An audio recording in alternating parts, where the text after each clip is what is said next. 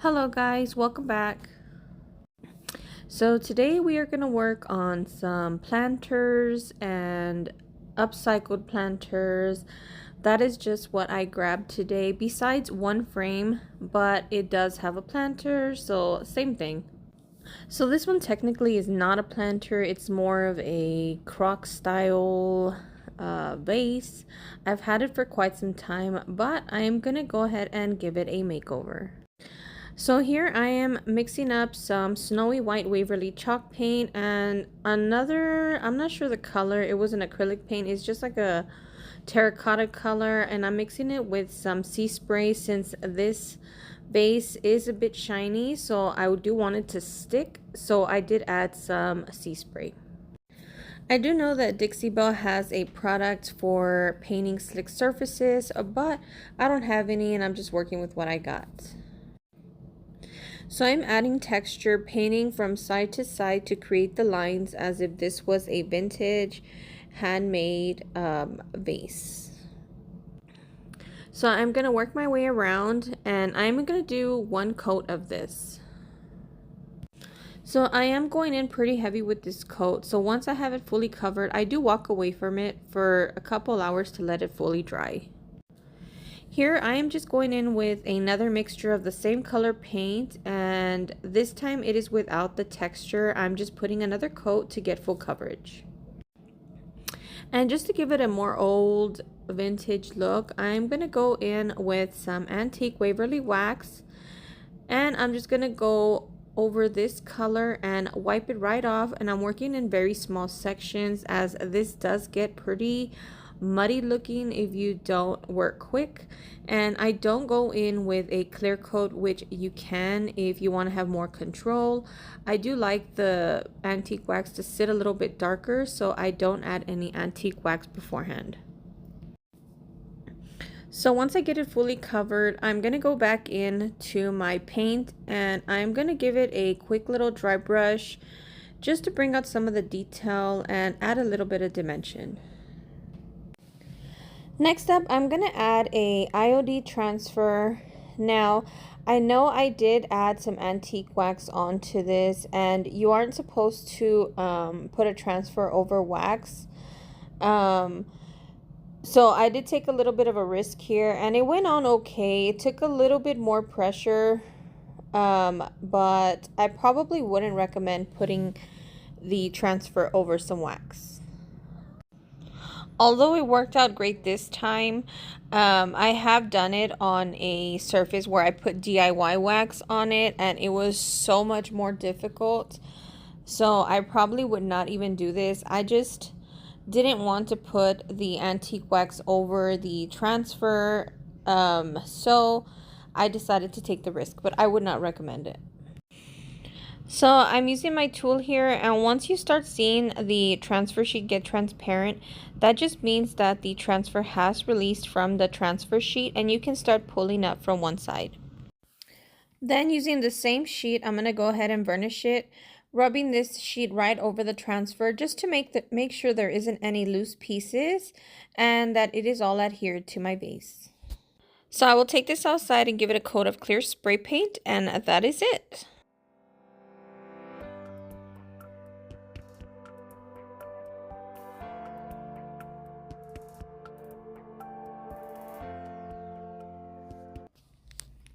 Next up is this pretty vase. I picked it up at the Goodwill bins for $1. It is huge. I want to say about 24 inches in height. It has a couple chips. I'm going to go in with the same textured paint to kind of disguise a bunch of those chips it has. So I'm going to go in with the same textured paint as the previous vase, and I'm going to go ahead and give it 2 coats, doing a little bit of stippling, especially around where the chips are at, and then we'll move on to the next step. So again, with this one, I do let it dry completely for a couple hours. Then I'm going to go in with the same antique wax and working in small sections, wiping back just so it doesn't get muddy, just like the previous one. And I did not add clear wax beforehand on this one as well. So I don't end up doing the dry brush on this one. I just go in straight in with the antique wax and leave it as is, and I kind of love it the way it is. So I know there's many ways of doing this and giving these vases a new look and texture and the colors, but I really do like the neutralness of this. And who's gonna know that I got this at the Goodwill bins for $1? It looks like those expensive vases from Pottery Barn and um I don't know what that other store that I saw it on, but these big chunky vases are all the rage right now. So if you see some at the thrift store, pick them up and give them a makeover and you get the look for less.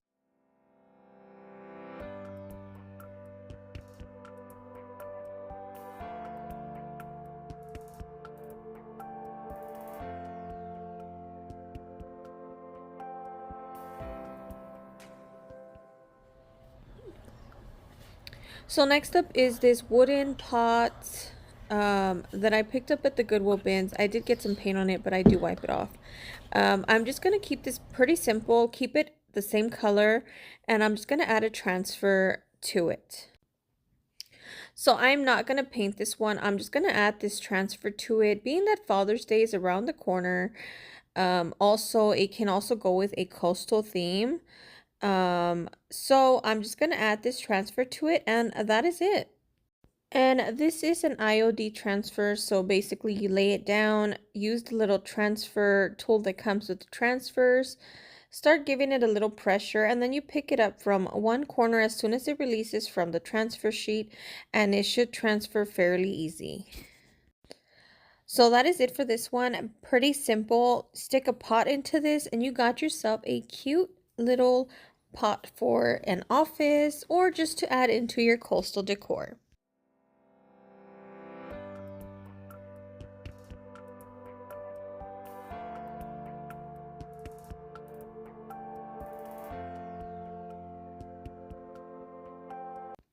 Next up is this beautiful pot with the most amazing patina. It has these chains hanging on top. All I'm going to do for this one is remove those chains. I'm assuming it was a hanging pot at some point, but most of the chain was already gone. It just had the leftover of the bottom, so I'm just going to remove that. And while I was styling this up, I pulled something out of my junk stash to give it some height, and it just looked perfect, like it was meant to be or something. So I do end up going back and adding some glue and permanently attaching it to the bottom of my pot here.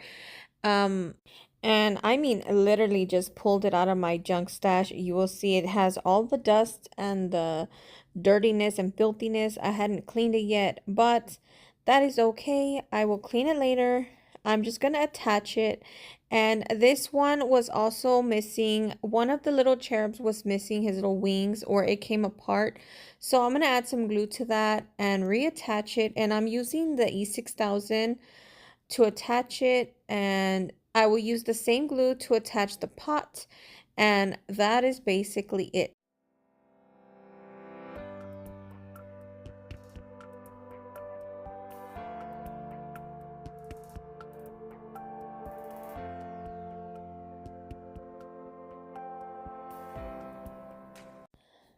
Next up is this random frame and print that I picked up on two separate occasions. It's a pot or a vase with a floral arrangement, so it goes with the video. So what I want to do is attach my print here to the back of this frame, or what once was a mirror, I believe. So what I'm gonna do here is attach it with some glue. So I love, love, love this print. Now I wanted to get minimal bubbles um, that I usually get with Mod Podge. Um, so I end up using this glue stick to attach my print to the backing of my frame. Now, one thing I did do wrong here, I wanted to use the smooth side of the backing. Um, but when I go to attach it, you'll see where I messed up. Now I'm smoothing out as much bubbles as I can. I want it to be smooth, so I am being very, very generous with my glue here when I'm attaching my print. Although I still did get a little bit of bubbling, but not as bad as I usually get when I use Mod Podge. So I do end up letting this dry overnight, just to make sure that the glue is completely dry before I move on to the next step. And just to clean up the edges and take off all the excess, I use my sanding block just to make sure it has a clean edge. And just to clean up the little corners here, I use my X-Acto knife just to make sure that it is cleaned up on the edges and it doesn't lift. So as you can see here, I had no bubbling. It was super smooth. So I almost regret putting the Mod Podge over the top. But anyways, if you've worked with vintage mirrors, even antique mirrors, you have to put them in the exact same way they came out. Otherwise, you struggle to put the screws back into them. But this one, for some reason, I decided, okay, I'm going to use the smooth side, and that is where I messed up. It was hard to put the backing back on and line it up where the screws went into the little holes. So I had to end up putting some glue to attach it. And I also had to remove these brackets because my backing wouldn't sit flat into the frame. So for next time, I know I do attach it with glue, and I will end up putting a paper backing onto it just so it looks a little bit cleaner and hide the glue. So here I'm going to go over it with some Mod Podge, working in swirls just to give it like that oil painting look. I don't know if you've gone to Hobby Lobby and you've seen the framed prints they have, and they have like that textured coating over the top. This is kind of the same thing. My only issue here is that I got some bubbling. Even after waiting overnight for the glue underneath to dry, I still got bubbling, and I always get it. I don't know what I'm doing wrong. So if you got some tips, let me know. Overall, though, I did love how this came out. Most of the bubbling did go down. It has like a few small bubbles, but nothing super noticeable. So let me know what you think. I really do love this one. And here is the end result.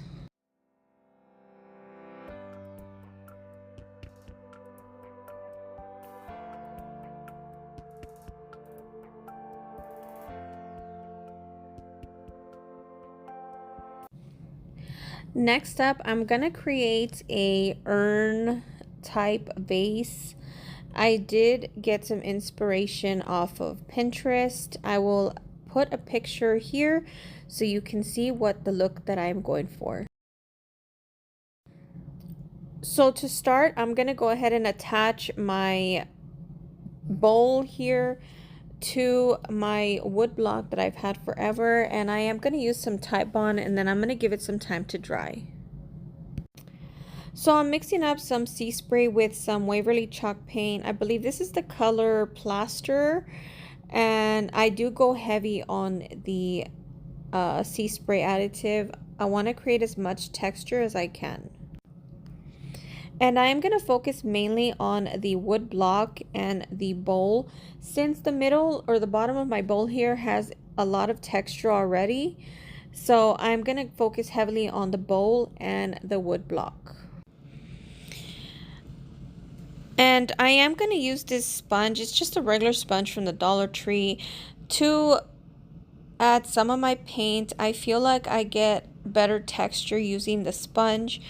I will say that I think I might have gone a little too much with the sea spray. As soon as this dried, I had some of the texture chipping off. But once I go over with the second coat, it stops chipping. But I don't know, I might have gone a little heavy on the additive.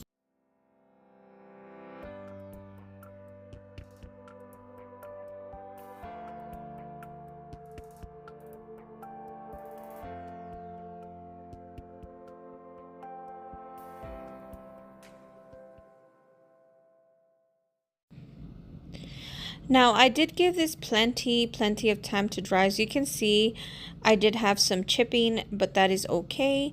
I'm gonna go ahead and go over this with a coat of paint. Without the texture, it's just gonna be straight paint, and give it a good full coverage coat.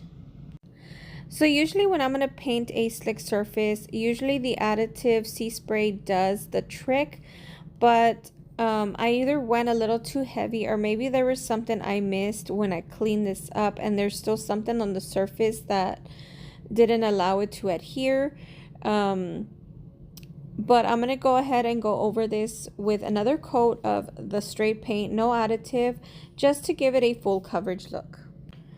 So in my inspiration picture, the urn has like a little wreath underneath on the block part, but I didn't have anything made, and I have these extra molds that are already done and cured. So I do end up using this little detail here that is off of one of my IOD molds. I had plenty of glue, and I'm going to go ahead and attach it to the bottom of my block here. So to create the rusty look, I'm going in heavily with some brown paint that I had on hand. I think it was one from Hobby Lobby. I will be showing it in the next clip. So I'm going to go ahead and sponge it on all over my urn here, and I'm mixing it with the yellow paint and the brown paint, just going in randomly over my urn. And I keep doing this until I'm fully satisfied with the color. Although I will say in the end, it's not my favorite, but I do like it. I may go in after I let it sit for a while and see if I still feel the same way, and I may go in with more brown.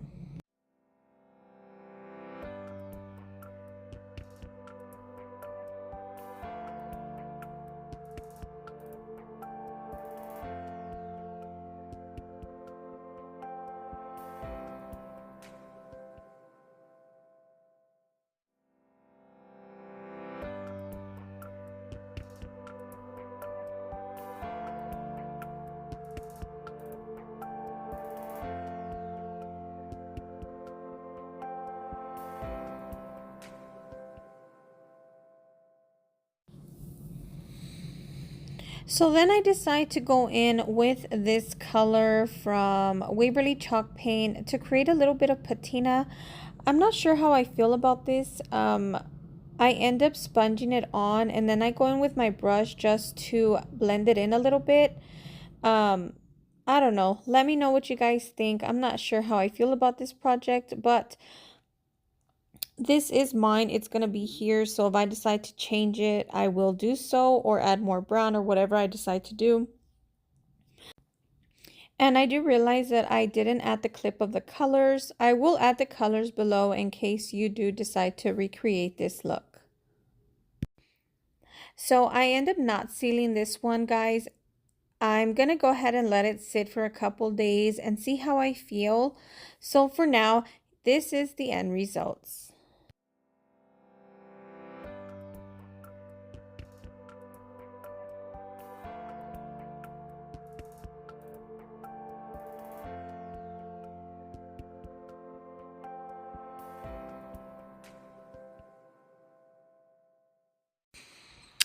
And for my last project here, I have some drawers that were left from, I don't know if these were a previous project or I picked them up at the Goodwill bins, but I'm going to go ahead and give them just one coat of Waverly Chalk Paint in the color Snow White, just to freshen up the white.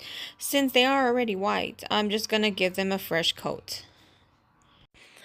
I do decide to cover the holes where the pool was at. I did plan on putting it back, but then I changed my mind. So I'm going to use this DOS clay just to fill in the little holes where the knob was. So here I'm just going to fill the little hole, and then I let it set up for a little bit, and then I will go over it with a coat of white paint. And just to go a little patriotic here, I'm going to use this napkin, and I'm just going to decoupage it to the front of my drawer. So this was a 2-ply napkin, so I make sure to take off all the extra layers of my napkin. So I am going to go in with a thin layer of Mod Podge, and then I will lay my napkin right over that. So I'm going to go ahead and lay my napkin down, and using my fingers, I'm just going to tap it and try and smooth out most of the wrinkles. Then I'm going to go ahead and put this glove on just to create a barrier between my napkin and my fingers, and it'll prevent the napkin from tearing or the napkin sticking to my fingers. Then, as always, I'm going to use my sanding block to just clean up around the edges and take off the excess napkin. And just to seal this up, I'm going to go in with another coat of Mod Podge. So I had 2 sets of these drawers, so I'm going to go ahead and I already gave this one a coat of white paint. I'm going to go ahead and decoupage some napkin over this one as well. I'm using a different print, and I did pick up both of these napkins last year from Home Goods. So same as the previous drawer, I'm going to put a thin layer of Mod Podge and then lay my napkin right over that.